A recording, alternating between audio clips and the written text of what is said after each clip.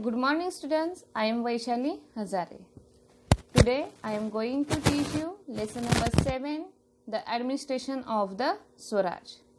Last period we learned Ashtapradhan Mandal means Council of 8 Ministers, the policy regarding agriculture, village economy of that period, trade and business, the military organization, intelligence department. Now in this period we are going to learn about forts, sea forts, navy, concern for the welfare of his subjects and today's assignment. Now first of all we are going to learn about forts. Forts were of great importance in Middle Age. Possession of a fort made it possible to keep an eye on the surrounding area.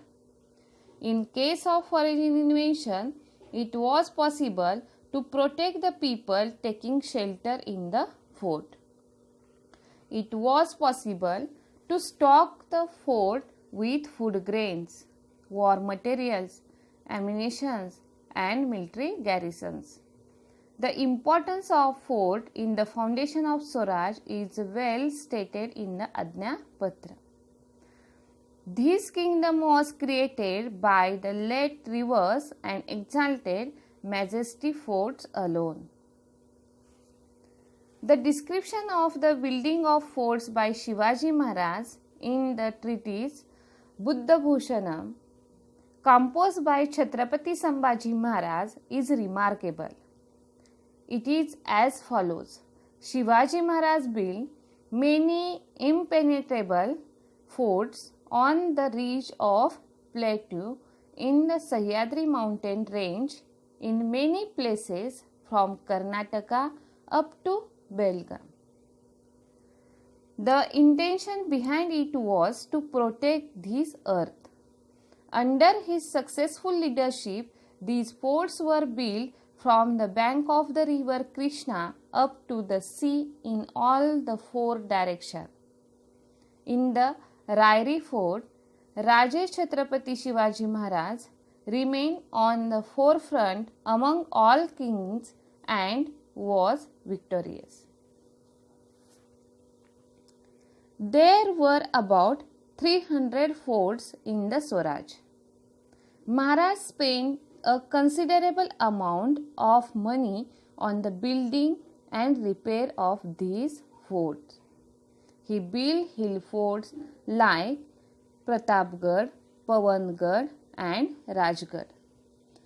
There was a Kiledar, a subnis and a Karkhanis on every fort. The Karkhanis look after the storage of food grains and maintenance of war material on the forts. Then sea fort. Maharaj knew the importance of sea forts. One of the sea forts that he built was Sindhudurga at Malwan. To the construction of the fort, 5 khandis of lead was poured into its foundation. A sea fort called Padmadurga was built in front of Rajapuri in order to counter the Siddhi power. About this fort, Maharaj has said in a letter that by constructing Padmadurga, he had set up another Rajapuri to overshadow the Rajapuri of the Siddhi.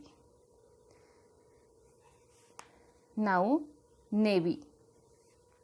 Enemies on the west coast of India, the Portuguese of Goa, the Siddhis of Janjira and the British factors of Surat and Rajapur created the obstacles in the work of expanding the Swaraj.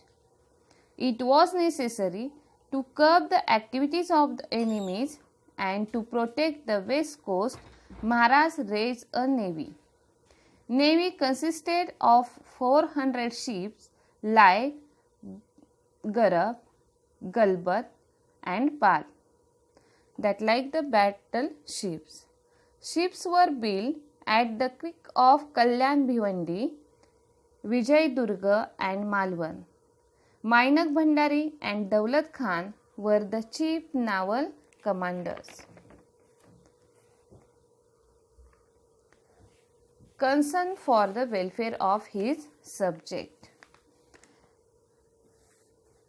Maharaj did not work only with the limited ambitions of conquering enemies' territories and establishing dominance like other things.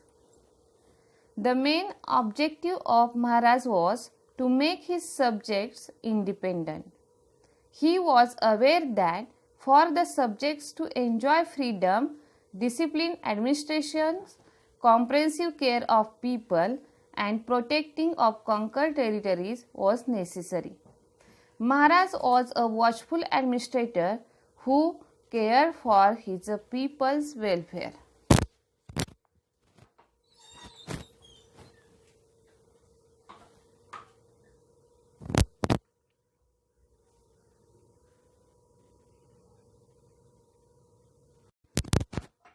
Now, today's assignment. Can you tell? A council with 8 departments. Bahirji Naik was the head of this department. The sea fort built by Maharaj near Malwan. He looked after the war material on the fort.